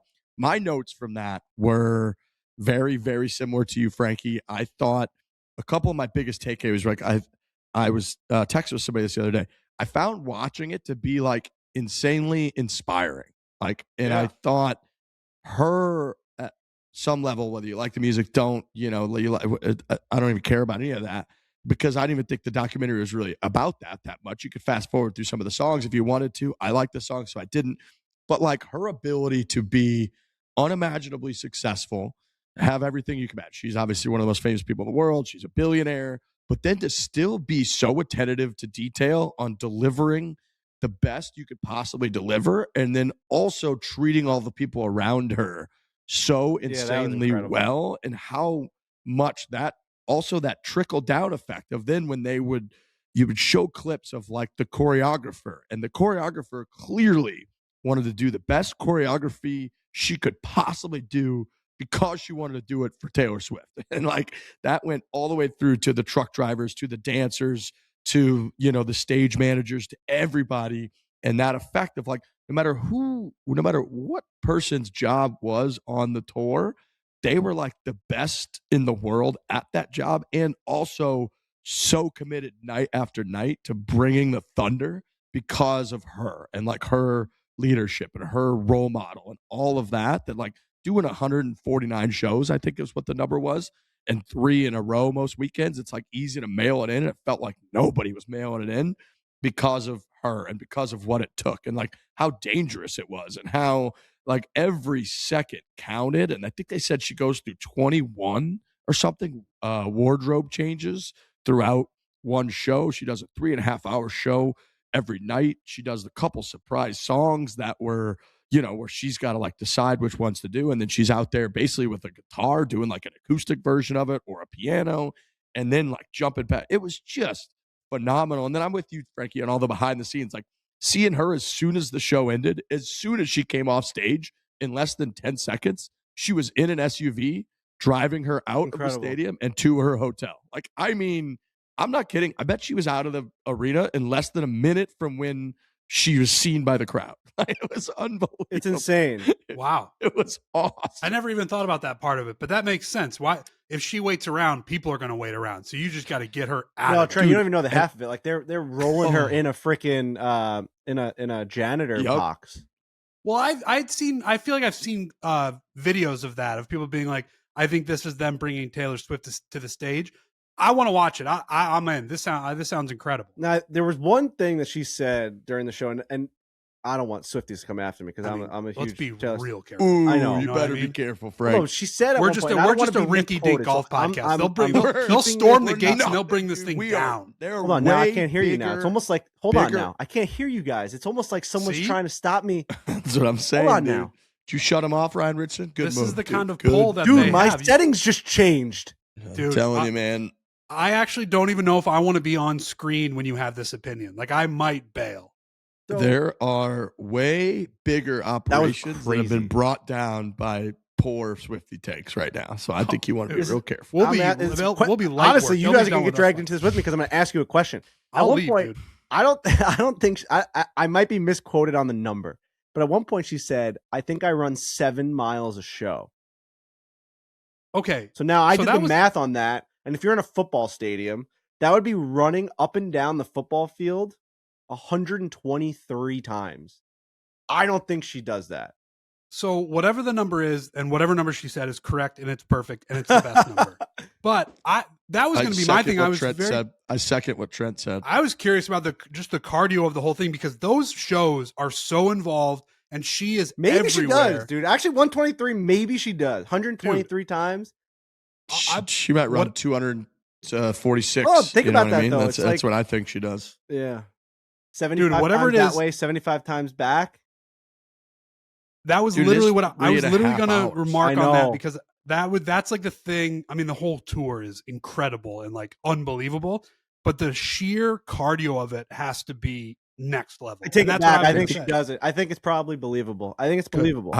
Good call. I think she did. It's 100% believable, by the way. I think she did like 6 straight months of training, physical training, just to get in shape to then start learning the dancing. Well, I think for me, I'm just thinking of like a football field and like physically running from end zone to end zone. But that's not like what she's doing that from the beginning of the stage to the end. But I guess it's also the steps in place that I'm not accounting for. Because I'm thinking like, all right, if she has like 30 songs, that's like 30 times that way, back way, that way, that way. That's a lot. That's like 60 times right there. And I'm not even accounting just like standing in place moving. That's also like moving and running a mile. Like I get it. And she's also singing. Like she's singing. It's crazy. It's like nuts. I can't. Yeah, we're scared of the Swifties for sure. But well, yeah. But also, it is an incredible accomplishment.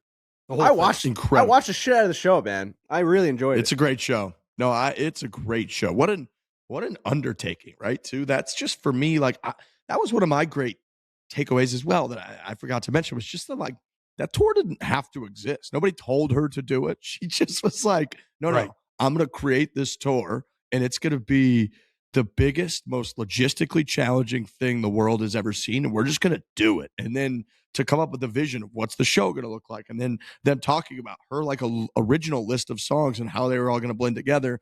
They went through the whole deal and they were like, no, that's going to take like 3 hours. And they were like, afterwards, when they wanted me to cut songs, we ended up adding like 4 songs, not cutting them. It's incredible. Just making it bigger and bigger. And then she released a new album during it. And she's like, well, now we're gonna include this other era as well. Like that That was It's just really cool. There's amazing. just two guys in Sweden that just know how to make Taylor Swift bangers. Like they're just sitting in a little house and she goes out there and she just crushes bangers with them.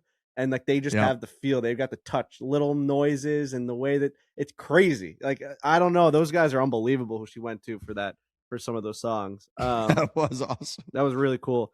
But and then we finished it last night.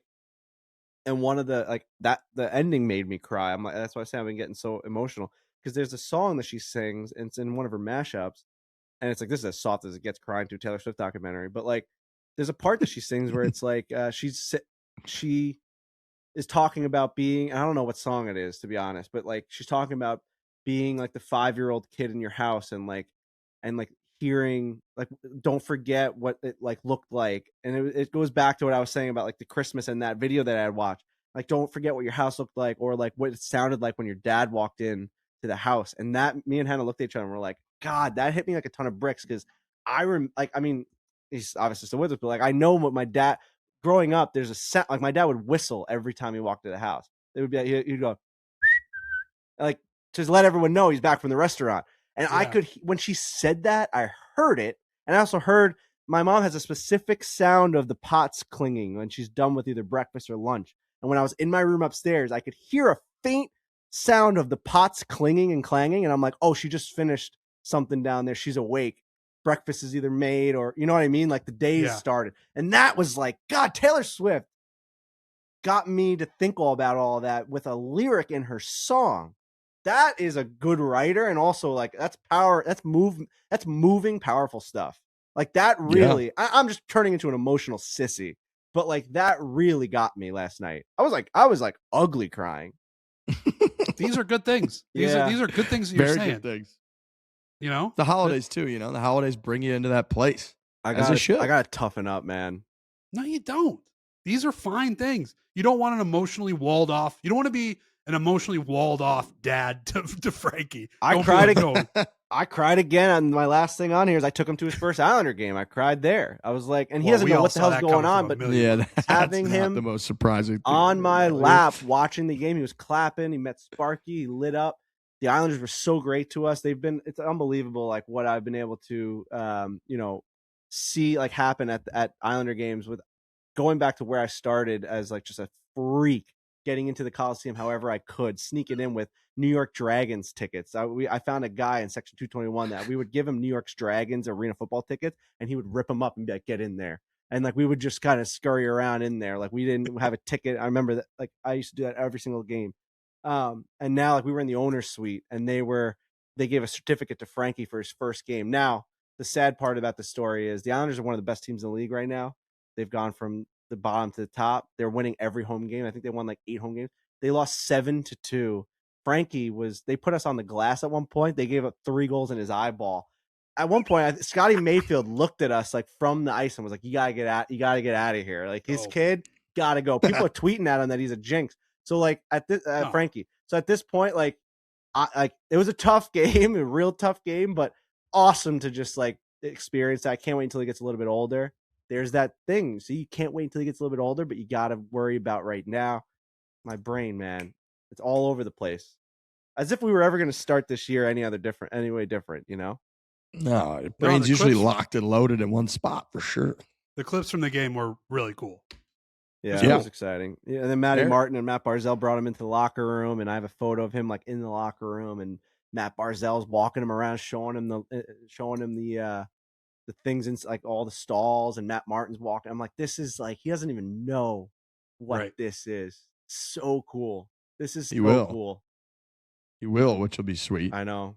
Well, that's about it from me. I don't know if you guys, listen, I gave you guys the floor if you wanted to rip. I know people hate when I go on my tangents, but if you guys want to say anything else.